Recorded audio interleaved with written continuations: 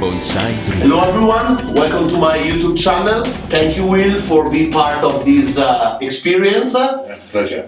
I'm working with Will for 3 years now. He's come regularly in Italy to do workshop with my student and do some carving on my trees.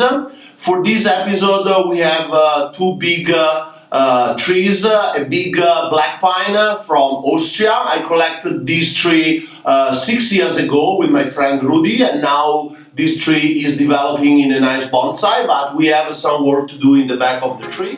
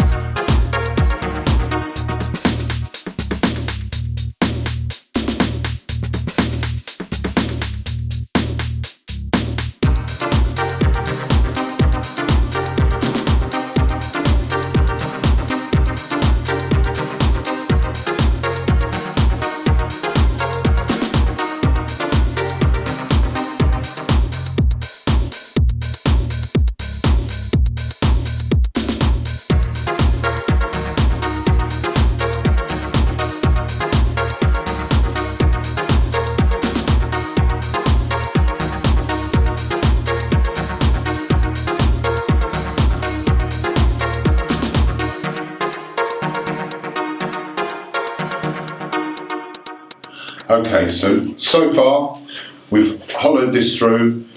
The front is this direction.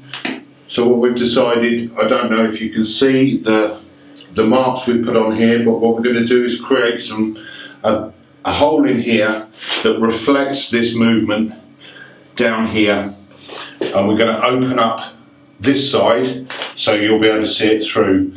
Eventually the tree will be raised up slightly, so you might have some separation between the branches and you'll be able to see elements of the carving through the tree to the back.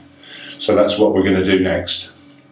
The wood is a little bit green at the moment, so we're having to flame it to harden it so it's not fluffy when we finished it.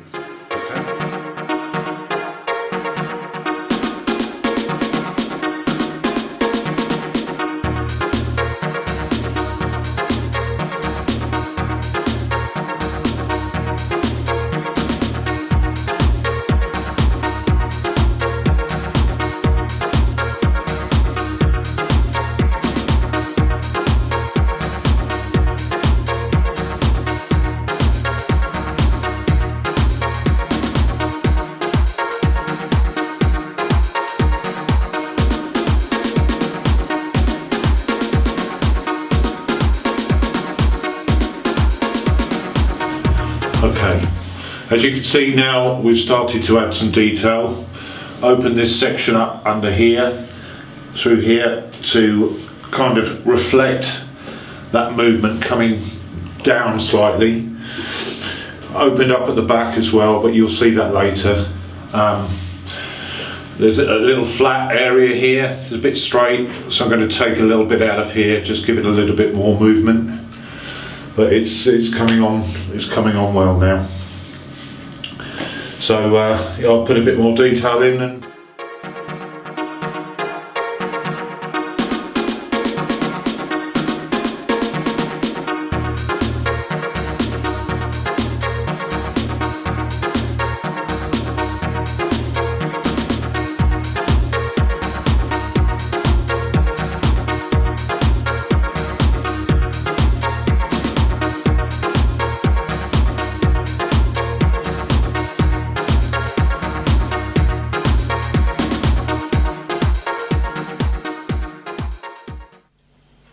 Okay, we've, as you can see, at the start of the day it was quite straight.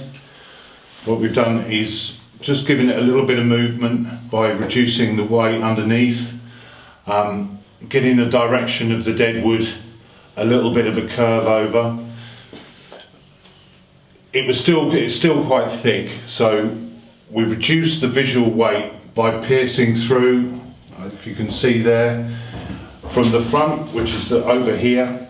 There will be some separation in the future as it ramifies. You might be able to see an element of the deadwood from there, but it's not critical.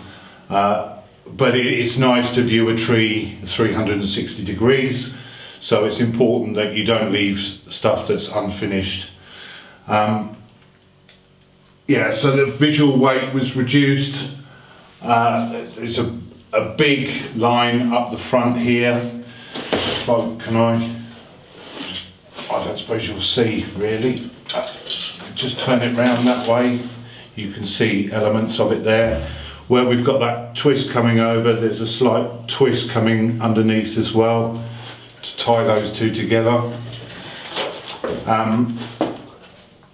I think it's turned out quite well. It's very difficult working with a substantial lump of wood like this, but I think it's worked quite well.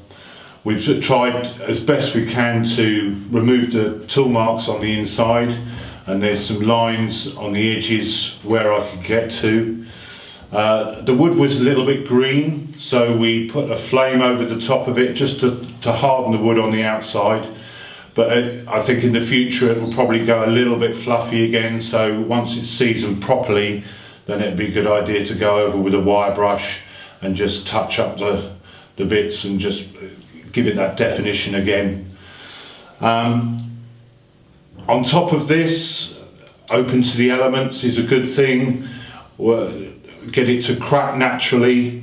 You'll get not only along the grain but also across the grain, which is a very important feature with really ancient deadwood. So open to the elements, you know, the cold, the sun, good Italian weather should improve this tree no end, and the deadwood. So thank you very much for having me for the last 2 days. It's been brilliant.